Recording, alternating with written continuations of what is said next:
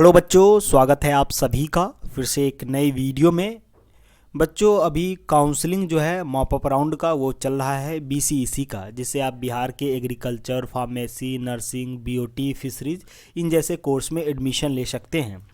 आज जो है वो 12 फरवरी है। 12 फरवरी का seat matrix mop up round के 12 फरवरी के बाद मिस कितना सीट बचा है, 12 फरवरी के बाद जिन बच्चों का एडमिशन होना है काउंसलिंग के लिए, जिनको बुलाया गया है, उन बच्चों को कैटेगरी वाइज कितना सीट बचा है, इसके बारे में हम इस वीडियो में डिटेल में बात करेंगे। उनका एडमिशन होगा या नहीं होगा, ठीक है। जिन बच्चों का रोल नंबर पीडीएफ में है, क्या सभी बच्चों का एडमिशन हो जाएगा, इसके बारे में इस वीडियो में हम डिटेल में बात करेंगे।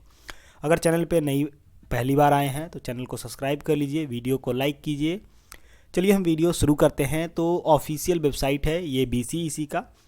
ये 12 फरवरी का आज का कट ऑफ जो है वो जारी किया गया है। देखिए यहाँ पे साइन है उनका, बोर्ड ऑफिस वालों का, 12/2/2023। मीन्स आज का सीट मैट्रिक्स जो है वो जारी किया गया है कि अभी तक कितना सीट बाकी है।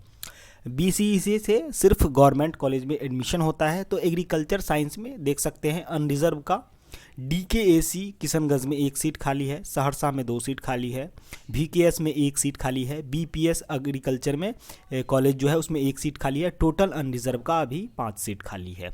एससी कैटेगरी का टोटल जो है वो 4 सीट खाली है, एसटी का 1 भी सीट नहीं है, ईबीसी का 0 सीट है, बीसी कैटेगरी का 0 सीट है, आरसीजी 0, ईडब्ल्यूएस 0, एसएमक्यू 0 और टोटल जो है यहाँ पे आपका 9 सीट खाली है। ठीक है, टोटल 9 सीट खाली है।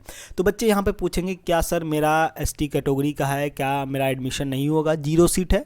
तो बच्चों क्या होगा कि जिस दिन अनरिजर्व के बाद अगर उस कैटेगरी का लास्ट डे होता है काउंसलिंग का, अगर वो सीट बच जाता है तो अगले दिन जिस कैटेगरी की काउंसलिंग होगी उस दिन वो सीट जो होगा वो ट्रांसफ़र कर दिया जाएगा।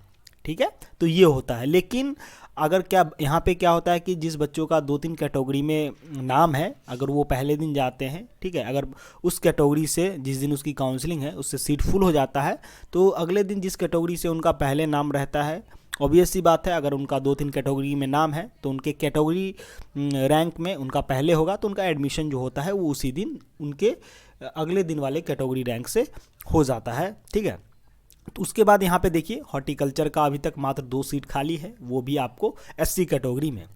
उसके बाद हम बायोटेक्नोलॉजी की बात करें तो एक सीट खाली है टोटल एससी कैटेगरी का। ठीक है, उसके बाद डेडी टेक्नोलॉजी का देखिए फाइनेंस, सिर्फ फाइनेंस वाला सीट खाली है, सेल्फ फाइनेंस, आपको पैसा ज़्यादा लगेगा, 2 सीट खाली है अनरिजर्व का, एक एससी का है और एक हो गया आपको ईबीसी का है। टोटल जो है वो आपको 4 सीट खाली है। एग्रीकल्चर इंजीनियरिंग का 13 सीट खाली है।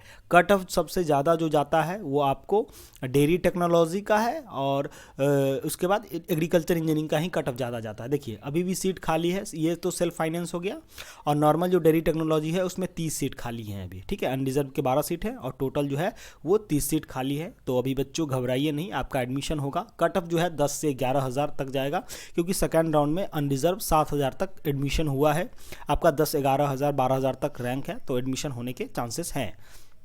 उसके बाद डेयरी टेक्नोलॉजी एनआरआई कोटा से 2 सीट अभी है। ठीक है, अगर ये सीट एनआरआई कोटा का कोई स्टूडेंट नहीं होगा तो ये सीट किसी और कैटेगरी को दे दिया जाएगा। फार्मेसी की हम बात करें तो यहाँ टोटल जो है वो 12 सीट है। ठीक है, कैटेगरी वाइज आप देख सकते हैं। उसके बाद फिशरीज़ में 3 सीट खाली हैं अभी, टोटल 8 सीट है, अनरिजर्व का ये 3 सीट है। उसके बाद फिजियोथेरेपी का यहाँ 3 सीट है। ठीक है, उसके बाद आते हैं मेन जो कोर्स है, मेन है बीएससी नर्सिंग। ठीक है, तो बीएससी नर्सिंग में यहाँ पे देखिए गया में मात्र 1 सीट खाली है, वो भी एससी कैटेगरी का।